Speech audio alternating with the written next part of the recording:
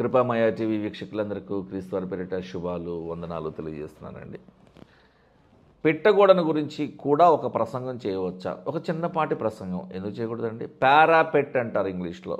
ద్వితీయోపదేశకాండము 22:8 క్రొత్త ఇల్లు కట్టించినప్పుడు దాని మీద నుండి ఎవడైనాను పడిపోవడం వలన నీ ఇంటి మీదకి హత్య దోషము రాకుండుటకై నీ ఇంటి పైకప్పునకు చుట్టూ పిట్టగోడ కట్టించవలెను.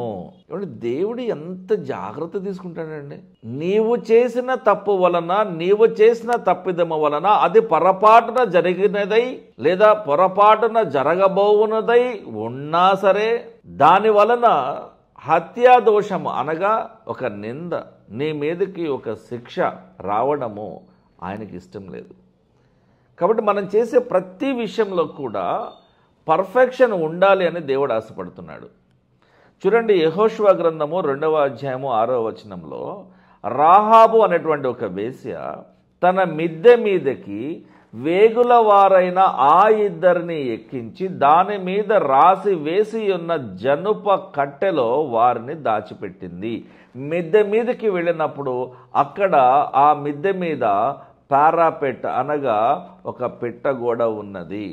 సమూయేలు మొదటి గ్రంథము 9:25 పట్టణస్థులు ఉన్నతమైన స్థలము మీద నుండి దిగుచూ ఉండగా, అనగా పైన ఫ్లోర్లో నుంచి కిందకు దిగుచూ ఉండగా సమూయేలు సౌలుతో మిద్దె మీద మాట్లాడుతూ ఉన్నాడు.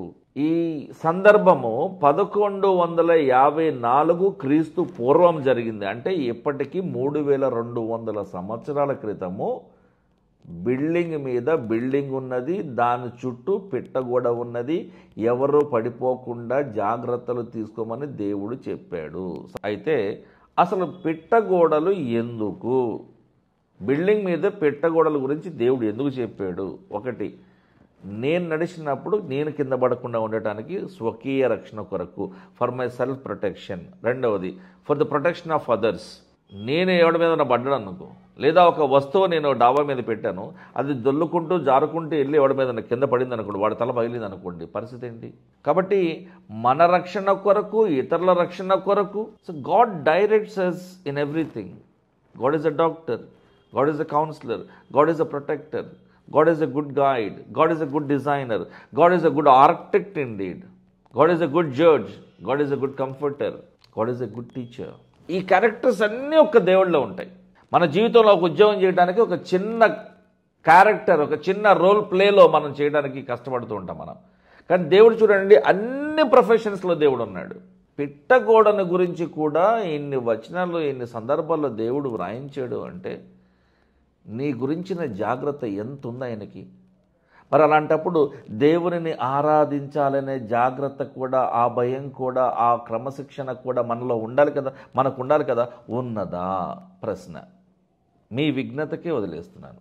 చిన్న ప్రార్థన కొరకే తలలు వంచుతాం. పరలోకమందున్న మా తండ్రి, మా ప్రార్థన ఆలకించండి ప్రభు. ప్రతి విషయంలో మీరు మాకు తోడుగా ఉంటూ, ప్రతి విషయంలో మాకు హెచ్చరికను జారీ చేస్తూ, ప్రతి విషయంలో మమ్మలను నీవు ప్రశ్నిస్తూ, ఇది సరైనదేనా కాదా అనే విధంగా మాతో మాట్లాడుతూ, మాతో సంభాషిస్తూ, ప్రతి విషయంలో మా మేలు కొరకే, మా బాగోగుల కొరకే, మా రక్షణ నిమిత్తమై మా గురించి ఆలోచన చేసి మమ్మల్ని ఆశీర్వదించాలన్నటువంటి మంచి సదుద్దేశము కలిగినటువంటి గొప్ప ప్రేమ కలిగిన దేవుడవైన నీవు మా జీవితంలో ఉన్నట బహు గొప్ప కార్యమై ఉన్నది, బహు గొప్ప భాగ్యమై ఉన్నది ప్రభువా. నీ యొక్క సన్నిధిలో మేము నిలిచి ఉండేటువంటి అవకాశాన్ని మాకు ఇవ్వండి నాయన. పాపము నుంచి మేము దూరంగా పారిపోయి పరిశుద్ధతలోనికి ప్రవేశించి నీకు దగ్గరయ్యేటువంటి మార్గాన్ని మా అందరికీ కూడా చూపించమని యేసుక్రీస్తు వారి పరిశుద్ధ నామములో ప్రార్థన అడుగుతున్నాం తండ్రి. ఆమేన్. Thank you.